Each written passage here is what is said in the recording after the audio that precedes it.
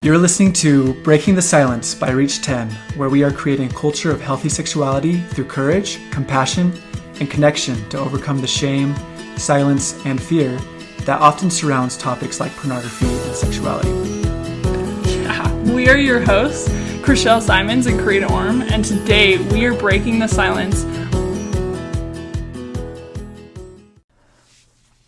Welcome to Breaking the Silence with Reach 10. Today we have a special guest. Her name is Rachel Denton, and we will be breaking the silence together on what healthy sexuality is and why it's important. So, Rachel, I am so happy to have you on the podcast with us. Yeah, thanks for having me. Yeah. We've looked forward to having you, because Karina and I are both friends with you. I don't even remember how many years ago it was that we met at a Reach 10 thing. It was at least 3 years ago. Yeah, I think it's been about 2 or 3 years for all of us. Yeah. Mm-hmm. We worked together in Reach 10, so I had some fun times. Right? Yeah, that's one of the cool things about Reach 10 is it really brings young adults in the community together that are wanting to make a difference. Yeah. Like-minded souls. Yeah, I really appreciate that about Reach 10. But you're involved with a lot of different organizations and projects and roles even in this issue. Help us understand some of those different roles that you've had and a little bit more about that. Sure. So for right now, I just graduated with my master's degree in social work in May. So super exciting. Congratulations. Thank you. Yeah. So I graduated in May and now I work as a clinical social worker. So I work as a therapist at an agency called LifeStar, which is based out of Salt Lake City. And we work with a lot of young adults, but also people of all ages struggling with pornography. So that's the work that I do. I also work for Fight the New Drug, which has been a really cool opportunity. And then I've had a lot of passion projects on the side. Some of them have been successful and some of them have not. But I mean, what's cool is you guys have seen a lot of those. Yeah. And seen how they've gone. So yeah, it's really cool to have seen your desire and passion to talk about these subjects, be very involved and be an advocate for healthy sexuality. I think that's why we really wanted to bring you onto the podcast, is to really just hear about your experiences being involved in all these different ways. Because I feel like when I started getting into this discussion that you were already there like way in advance. And I kind of looked at you in this kind of idolized way. Like, oh, I want to be like Rachel when I grow up. Because you've just been so good at talking about these things for a long time and just have been a great support to these topics. Yeah. Well, I think for me, as I realized, there was a period of time where I was waiting to find groups and waiting to find organizations and experiences that were going to come to me, but because of the nature of pornography, they really don't exist. And so I don't know, there was this point where I realized if there's going to be, something has to change. And it's not likely that organizations are going to change or people are going to change, so I have to be the one that changes. And to do that, I need to find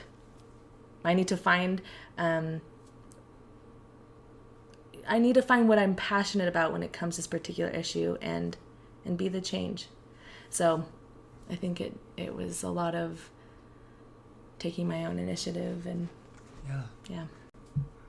So Rachel, tell us a little bit about how you really started to begin within this discussion, advocating against pornography, advocating for healthy sexuality. What drew you to want to do that, and why have you been involved ever since? Yeah, so I grew up in Portland, Oregon, and I grew up in a family with my mom's a sex therapist, and so sex was talked about often in my home. And I remember being a young adult, and this was part of our normal conversations. We would talk about pornography, masturbation, sex, all often. And so I don't think I knew that it was something that you don't talk about until I came here to school out at BYU. And I remember one of my first semesters, I was with my roommates, and I had read some article about pornography, and I wanted to share it with them, so I pulled it out and was like, look what I was reading, and there was, the best way to describe it was like this like inhale, and then everyone was holding their breath, like no one wanted to breathe. and I felt like that same like tension too, and I was like, oh, maybe that's something that we don't talk about. So that was kind of That was probably really weird for you, like growing yeah. up, feeling comfortable talking about these things, and now you're among all these people that don't seem to be able to talk about it. Yeah, and so as I would talk about it, you know, I would talk about it in my friend groups or up at school, and I always had the same reaction where people were just, it was like this dilemma of wanting to talk about it but not wanting to expose themselves.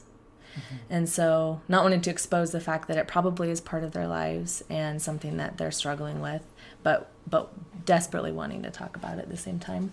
And I could feel that dilemma. And so I know I wanted to find a way to create space to have a conversation about pornography. So I think that's how I got involved. I just I realized that I needed to be the one to create that space because no one else was. What did you start with? How did you start that process? You know, I think there was a point where I just Googled anti-pornography groups in Utah. And that's when I found Utah Coalition Against Pornography, which is how I got in contact with Vana. And she was the one that really helped me. And I remember that in the early days of meeting Vana, there was a point where she and I were having a conversation about pornography and how, especially with young adults, it's something that we don't talk about. But there are a lot of young adults who are wanting to get involved in this issue. And I think that that's where Reach 10 was, the idea for Reach 10 kind of came to be, because she was talking about wanting to start a group that where young adults could be a part of. So, and then it just kind of snowballed from there, and I got more involved, and then I decided to go to grad school, and here I am. Very I cool. love that. I love your willingness to have the conversation. I can definitely relate to that, like the holding your breath, or you bring it up and no one knows what to say, or the fear. I was that way for a long time. Yeah. And that's something, like, from the first time I met you, like, your courage to just, let's talk about it, and hold that space for people, I think is so beautiful. Yeah. Thank you. So what have you figured out as far as, like, healthy sexuality? What does that mean to you? Yeah. So the interesting thing about pornography is I think I spent a lot of time focusing most of my energy on pornography, and this is something we need to look at, and what can we do to stop this issue. But there came a point where I realized, so pornography is actually not the problem. It is definitely just a symptom of something much larger. Yeah. And personally, I really believe that it's a misunderstanding of our sexuality. And I just want to shout amen from the rooftops.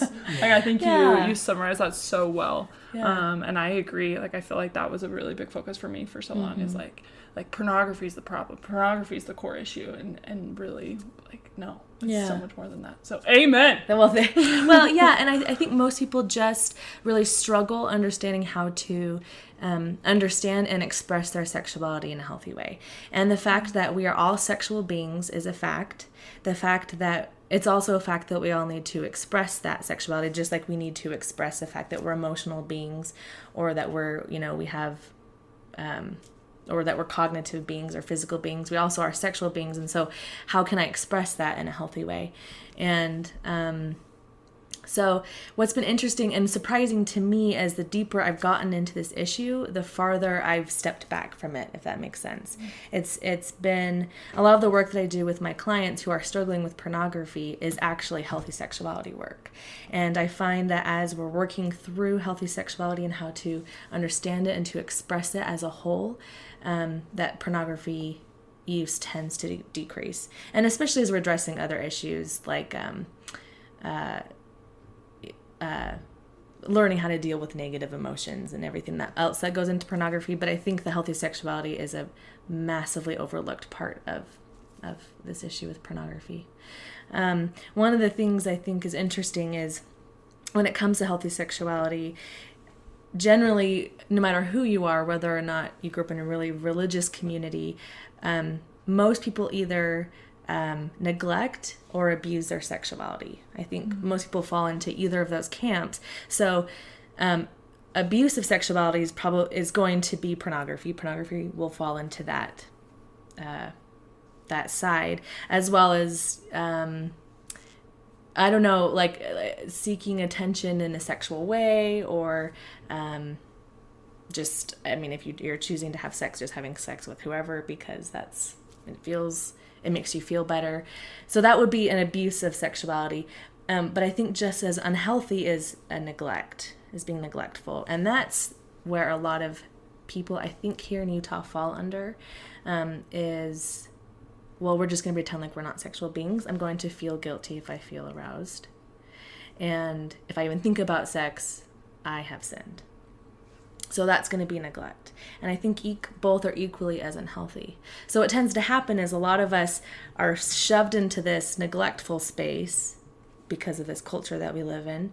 And then sometimes we break free to the abuse side.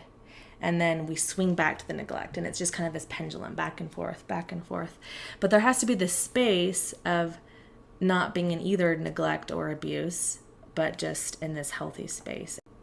So it's not about like viewing pornography or not viewing pornography. I think it's just about being in that space of where's the healthy sexuality. Yeah. I really appreciate that analogy. I think you summarized my life and my experience up so beautifully there, of trying to balance that and where in the middle. How do we find that middle ground? Yeah. Do you have any insight on that?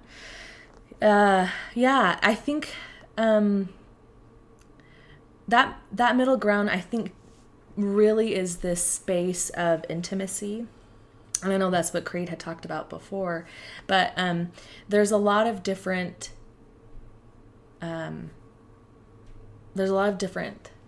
places and people to be intimate with. And I think the first thing is to be in a space where you love and trust and are okay with yourself. And once that happens, then you can extend that same intimate space that you have with yourself to other people. And sex, I think, is the way to express that fully. Yeah. I think that's really beautiful. And I love that you started with, like, it first starts with me and my relationship with myself and the way that I view, like, myself. I think that's so wise. Thank you. So you said sex is the way to express that fully, right? How do single people do that? Are you saying when we meet someone, when we want to be close to them, we need to have sex with them? Or are you saying, like, how does a single person express themselves sexually in a healthy way within the bounds of their values? Yeah. So I think that when we think of healthy sexuality, our minds immediately go to sex. And sex, I think, is a very small piece of healthy sexuality. It's definitely a part of it, but it's a small piece. So if we're going to take a step back and look at healthy sexuality, really what we're talking about is healthy intimacy. And there are different types of intimacies that we all have, and we all need different amounts. So there's emotional intimacy, there's physical intimacy, there's spiritual intimacy, there's even cognitive intimacy. And it's like we all have cups of different sizes that we need for it to be full. So if I'm someone that needs to connect with someone on an emotional level, then I'll feel full. I probably have a higher cup that needs to be full for emotional intimacy. But maybe after I have a really intellectual conversation with someone, I don't feel much different. Then my cup is probably smaller for cognitive intimacy, if that makes sense. So it's just learning how much of what intimacy you need, and being able to fill that yourself, or to be able to fill it with other people. So it doesn't have to be with someone of the opposite gender. I can express my sexuality with my sister, and by that I mean I can have a really emotionally intimate conversation with her, and in a way that's me expressing my sexuality. And so when we're talking about sex is expressing all of those at the same time. It's a very emotional and spiritual and cognitive and physical, intimate thing that you can do. So there are ways to express all of those individually, but I think that if we're expressing all of them at the same time with someone, that's going to be sex.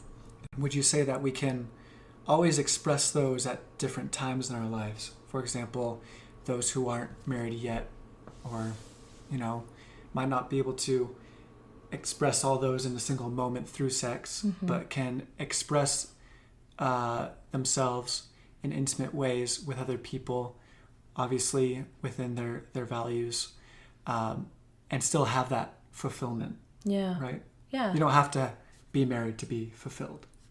Well, no. And I think a common mistake is we expect our partner to fill those for us. So this common idea is when I get married, I expect my spouse to fill all of my emotional needs, all my spiritual needs, all my physical needs, and all my cognitive needs. Well, I don't think any person can ever do that for you. So it's learning and being okay with getting those from yourself and from other people. Does that answer your question? Mm-hmm.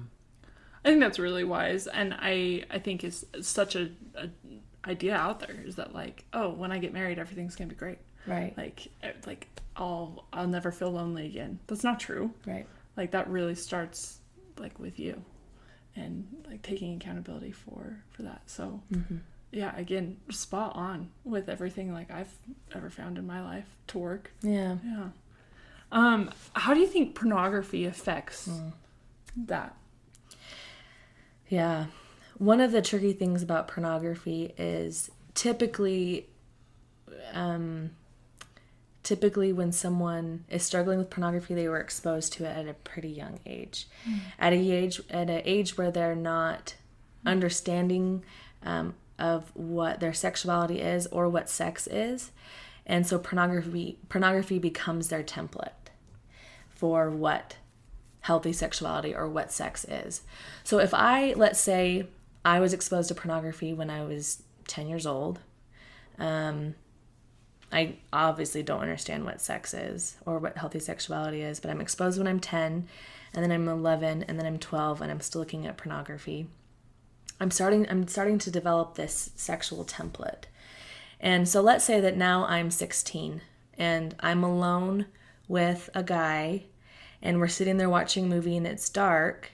My template kicks in and I think, oh, I know what we do here. Because this is what pornography has taught me. This is my template. It's like a script. I know what my line is. I know what his line is. And this is how it's going to happen. So when he's saying no, what he's really saying is try harder. When he's not saying anything, what he's saying is yes. Or this is what I'm supposed to do now, and this is how he's going to respond. So pornography is creating this template or this script for all of these people, and essentially we're just all reading lines, when really it's not what healthy sexuality is at all. Yeah. Wow. Beautifully said. Yeah. Yeah, I think that's one of the main harms of pornography is that it teaches us, it miseducates us on what sex is, on what relationships are with our sexual partner. It's just a bad way to express sexuality because from what I can tell, it's all about consumption. How can I consume this other person instead of sharing something beautiful with them? What are your thoughts on that? Yeah. So if we're talking about a sexual relationship or sex, that sex is supposed to be something, and sex is supposed to be something that we share, but pornography teaches it's something that we take. So rather than my sexuality is something that I own and I choose who I share it with, pornography teaches your sexuality actually belongs to me and I choose when I take it. And I think especially for women, even if they're not viewing pornography, there's still this pornography culture where I, as a woman, my sexuality does not belong to me, it belongs to him, and it's his to take when he wants. And he's believing the same thing, which is her sexuality belongs to me and I take when I want. So it's really being able to separate this idea that my sexuality belongs to me. I'm a sexual being, and I choose when I share that. I choose if and when I want to share that. I don't owe him anything. So when we're looking at stats, we know that there's lots of men who are exposed to pornography and who use it. There's also a lot of women, but generally it's more men, right? So more men seem to have that kind of script going on and either subconsciously or consciously about this sexuality. Yeah, I think like even if someone never looks at pornography, like let's say they've never even seen what pornography is, this pornography culture is still deeply impacting them. Like the way that we culturally move throughout our lives is the fact that this is his to take, if that makes sense, or this is mine to take. I feel like it's not even just in pornography. I feel like that's in media. Sure. Right? Like but even common media, that's sometimes the message. But I would say that the veins and the blood flow of that is pornography. Yeah. You know, if pornography didn't exist, I don't know if it would be flowing as freely as it does. Yeah. Interesting. So how, as a young adult, like how should we navigate creating healthy sexuality in our dating relationships specifically? What do you think about that? Yeah. I think the first thing is owning your own sexuality. And I think maybe even before you can own it, it's reclaiming that. I mean, this is already yours, but most of us don't claim it. So learning to claim that sexuality, understanding that part of you, and choosing when you do and you don't share it. I think that's awesome. Yeah. How is this issue and everything that you know about, how's that affected your dating experience? Has it? Well, so that's actually interesting because most people know what I do. And so typically pornography comes up very early on. And I actually have not really had too much of an issue because I think part of it's I'm under the assumption that most people have some experience with pornography. And while that may seem dismal to some, to me, it's actually quite liberating to just assume that pornography is going to be a part of that relationship and to setting my own expectations. So the fact that he's struggling with pornography, and maybe he's not currently, but let's say that he is. If he's or she. That's true. Let's say that my partner says that they're struggling with pornography. Honestly, my attitude's kind of like, wow, okay, so how can I best support you? And I really work hard to separate it from me. Like, this is your thing, and I want to support you in any way I can, but this is not my experience. This is not not part of my identity. It doesn't reflect anything on me, but I want to be supportive of you.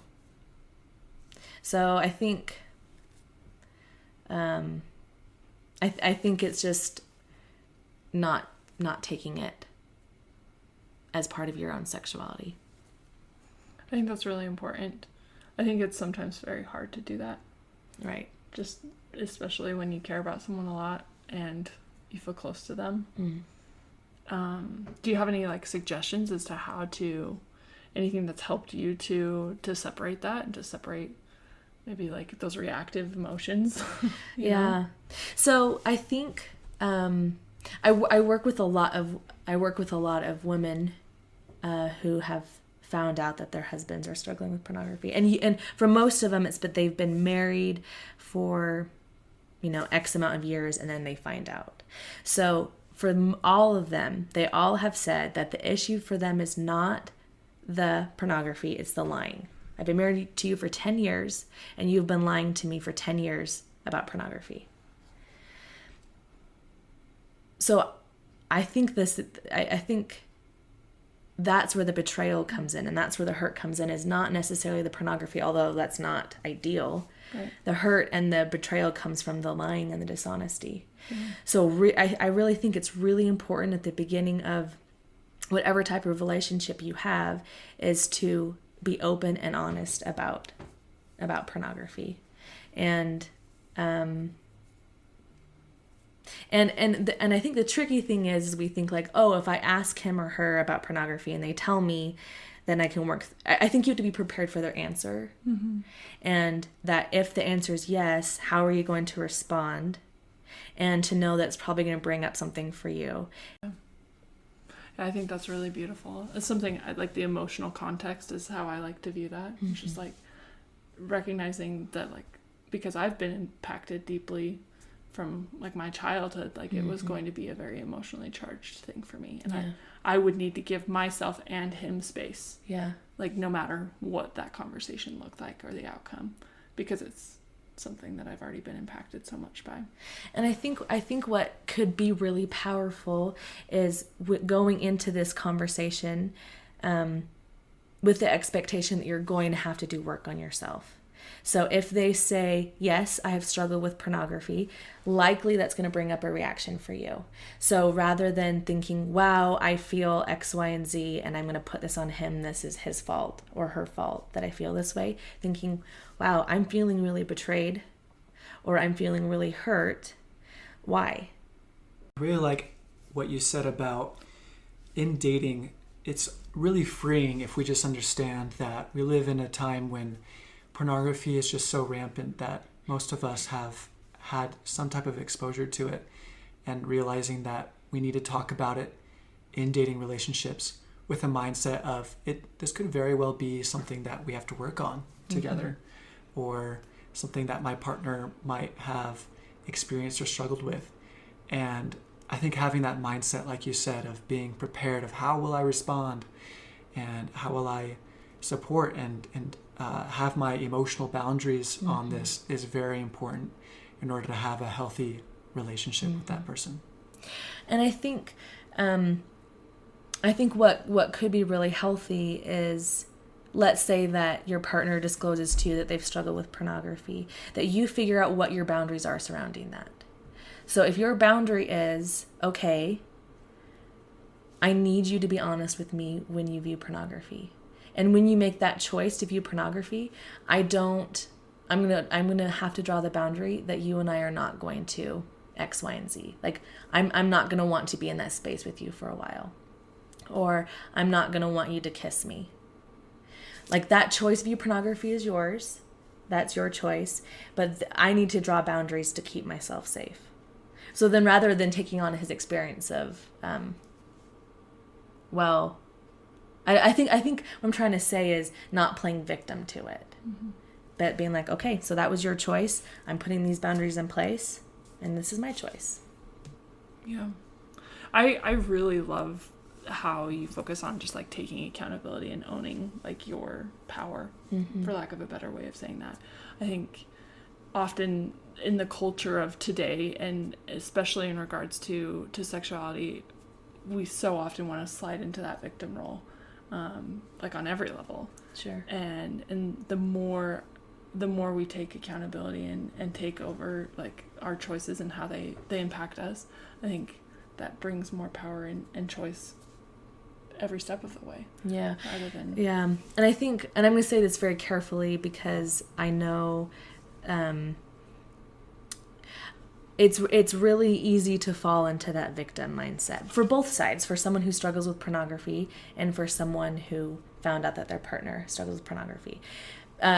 Being a victim and this I am a victim and now this is part of my identity, that's safe because then I don't have to look at my own issues. That's also safe because I have something else to blame. But really there's no growth there and neither of you are going to progress. So if there's this victim mentality, there's going to be no change. However, if this mindset changes to, wow, I struggle with pornography, or I am feeling feelings of betrayal, those are completely warranted feelings. Absolutely. But I'm feeling feelings of betrayal. why and what am I going to do about that? Yeah. Rather than waving the victim flag. I just seriously want to be waving the amen flag. Like, I think you have summarized that so beautifully, and I love how respectful you were about just like explaining that victim and that victim mentality, because it's so true. Like, and it's so easy to be there, and I find myself wanting to be there all the time. Yeah. It's so much easier to be there rather than having to look at my stuff in everyday situations, but especially in like these like really hard, sensitive, emotionally charged situations. So an important aspect about healthy sexuality is understanding it within ourselves. How does someone who doesn't have a therapist to guide them through that, how does that person, come to an understanding of their own sexuality and be able to express it without somebody helping to guide them? Yeah, I think one of the cool, I don't know how else to say this other than I'm going to reframe pornography a little bit here, because pornography, I guess it can be a catalyst for change. So I think someone who is wanting to work on this on their own, maybe the first thing that needs to happen is a changed mindset of, this is something that I need to beat, this is something I don't like about myself, to this is an opportunity to be able to understand my sexuality in a healthy way. And that takes that can take a lot of vulnerability and courage to do, I think, to go on this exploration of what healthy sexuality is, and what it means to you. I think, there are a lot of books out there that you can read, but I think one of the most powerful questions that you can ask yourself, and you can really only ask it if you're willing to hear your own answer, is why? Why is pornography a part of my life? Why is this something I've been struggling with for all these years? And what do I need to do to change that? And I think also, do I really want to change? Am I really wanting healthy sexuality, or am I just doing this because my girlfriend doesn't like that I look at porn? Is it something I'm really wanting? So I think it starts with a lot of self-reflection, a lot of honesty, and some come to Jesus moments. Mm-hmm. All right. In Reach 10, we talk a lot about how we can reach out to others if we personally struggle with pornography. Mm-hmm. How we talk about that, how we bring it up in order to get help. Like for me, when I shared my story, I mentioned this. I talked to my parents first to get mm-hmm. help because I couldn't get out of it on my own. How would you say a person who struggles with pornography can get help out of it? Once again, as if they didn't have a therapist, but maybe can start building a support system of people in order to get out of that. Mm. The first step, especially if no one really knows, is to be wise about who you tell, about who you first share these experiences with, and recognize that probably it's going to bring things up for that person. Being prepared for one of their reactions and recognizing this is something that maybe has been brought up because of me, but I did not cause this. And I think a lot of bravery. One of the interesting things about when we use the word vulnerability, which I'm going to use here, I think we often mix up vulnerability and transparency. Transparency is when I share things about myself, but I'm not willing to allow it to be spoken to. I don't give it space. Well, I think it's more, transparency is when I share something about myself, but I'm trying to manage how they are receiving it or how they're going to respond. So I struggle with pornography, but A, B, and C. Or I struggle with pornography, but this, or and this. Vulnerability is when you just say it how it is and you don't try to manage their response or the way that they view you. And that takes courage. Let it fill the space for a moment. Right. Let it kind of sink and soak. soak in, Yeah. not try to control the conversation. So yeah, that's so a transparent conversation about pornography might be something like, hey, I currently struggle with pornography, but I'm working with a therapist, or I'm working with my bishop, and I just wanted you to know. That would be a very transparent experience. A vulnerable experience would be, I am struggling with pornography. I am working with a bishop. I am working with a therapist. This is really hard, and I don't know if I can do this. Right, that's sharing. That's a feeling. vulnerable experience, and I'm not trying to control how that person sees me. Right. They may receive it positively, they may receive it negatively, I don't know, but I'm being vulnerable. So it's sharing a truly vulnerable thing about yourself. It's like we're all a house, and transparency is letting people see in through the window. But vulnerability is taking a step outside. Walking outside of your house. I like that a lot, that the idea that vulnerability is sharing true feelings or emotions about a certain thing that you're struggling with, not just sharing what you're struggling with or how you're doing it. It's sharing what you're actually feeling regarding it, and letting someone just kind of hold that for a moment and not controlling how they will respond. So when you first started out on this journey to advocate against pornography, you found that there were a lot of people your age, young adults, that didn't want to talk about it. Have you seen a change or a shift in culture yet? Or have you seen a change within your own life as you have been more prominent figure in this discussion, because people know that? Do you feel like you do have better conversations with people now regarding that issue, or is it still really hard to talk about it with certain people because they're just not willing to? Yeah, I've been reflecting on that. If I feel like things are changing, and I don't know. I think the only thing I can really speak to is that I have changed. That and again, maybe some of it's because this is what I work with all day, every day. So this is my world in a lot of ways, but I've changed the way that I move throughout this space. So rather than looking at it and thinking, I'm afraid to approach, I'm afraid to go in, but I'm going to try to kind of talk about it, but I'm not going to like exhale and breathe in this air. Again, it's this feeling that everyone's holding their breath, but I don't know. I've allowed myself to breathe. And when people see you breathing, they want to breathe too.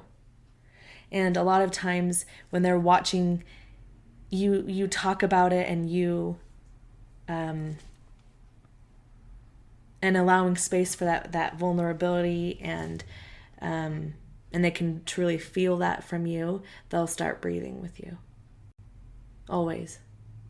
And it's a really beautiful thing to be a part of, when you know that the space around you is a space where people can breathe when it comes to talking about pornography. I love that. I think it kind of shows that courage is contagious, right? When we're able to just bring up these conversations with our roommates, with our family members, with people that we love, we can start to show them that, oh, this actually isn't very harmful to talk about. These things are okay. And we can even bring in our own stories and our own feelings, our actual vulnerability, and not just transparency. I think in that way we can really allow others to see inside of us, and we can see inside of them, establish that real intimacy, and fill our intimacy cups, as you were saying, as we're not afraid to, or as we push through discomfort or push through fear regarding these subjects. So I'm really grateful for your example in that way, Rachel, that you have been such a powerhouse advocate for these subjects. You go in with great courage and gusto, and it teaches many people that they can do the same, and that they can actually progress regarding their sexuality and progress in their life in lots of different ways by being able to be open and talk about things that they really feel or really care about. Yeah, I was, as you were saying that, I was thinking about, I had this experience where I was working with this young man who, pornography had been a massive part of his life for a long time, and he was engaged and had cheated on his fiance, but wasn't sure how to navigate that space and everything. And so I had him do an exercise where we took a piece of paper and folded it into thirds, and I told him to on the outside draw a picture of what other people see. So like this, when they first meet him, what do they see? Who do they see? And he could draw pictures or symbols or just color or whatever he wanted to do. And then open up on the inside, and whatever it was on the inside, show what, or somehow draw or artistically create what is really on the inside, what he feels like is there. And I don't normally do this, but for some reason with him, I decided to do this with him about myself. So we both folded our papers and we both started to draw, and I drew my outside and I drew my inside, and he did the same, and we shared with each other. And, looking at his outside, he's like, well, I'm Elders Quorum president, and I, people see me and they think I'm really well put together. I'm in the accounting program. He's just sharing all these things about himself, but on the inside, and he opened it up, and it was, he had used all these like black and it was just kind of like this like tormented picture. Well, what was interesting is when I opened mine, ours were almost exactly the same. And looking at our two pictures was a really impactful moment for me, because I realized that even though I don't struggle with pornography, we are the same. Where we both have fears, we both have insecurities, we both have worries, and we're just trying to deal with it in the best way that we can.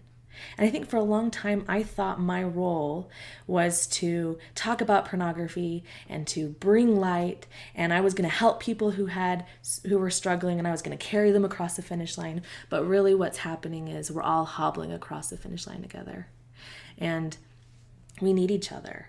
It doesn't matter if you're struggling with pornography. It doesn't matter how you're dealing with your issues. We all have things we're trying to work through, and we all have different ways that we're trying to work through them.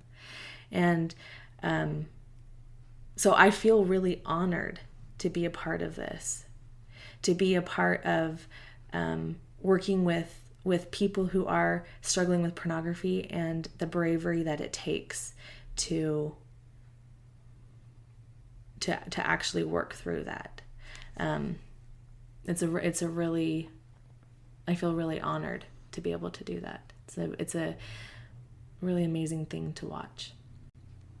That's a beautiful idea that you have come to understand, is that really we're all in this together, hobbling through the finish line, trying to support each other along the way. And we all have our issues and things that we're dealing with on the inside. And we're all human. We're all imperfect. And I believe that is a very important message for us all to understand, so that we can see each other in that way, that everybody we come across has that tormented inside, that we even have that inside ourselves, and we can never look at other people as projects or as things to fix, but simply people to be with and support and love. Rachel, thank you so much. This has been an awesome opportunity to hear from you and learn about your experiences and involvement. You're just going to continue to do wonderful things in your practice and with Fight the New Drug and everything else that you do. So happy you're involved in this. You're so voiced and can just add so much good to this discussion. So thanks for all your work, and thanks for being here on the podcast. Thanks for having me. Thank you for listening to Breaking the Silence by Reach 10. Help us create a new culture of connection by sharing what you heard today with 10 people. Please help us reach more young adults by going to iTunes to rate and review our podcast. Be sure to subscribe so you don't miss any episodes. Learn more on our website at reach10.org or follow our social media. We want our listeners to know that we share these views to open the dialogue on these tough issues. We are not professionals, and ideas shared on this podcast should not be taken as professional advice. The opinions and views that our hosts and guests share do not necessarily reflect the views of Reach 10, and we don't guarantee the accuracy of any statements you hear. Reach 10 is not responsible for your use of information heard in this podcast. We keep learning and invite you to join us as we build a more open, compassionate, and courageous culture.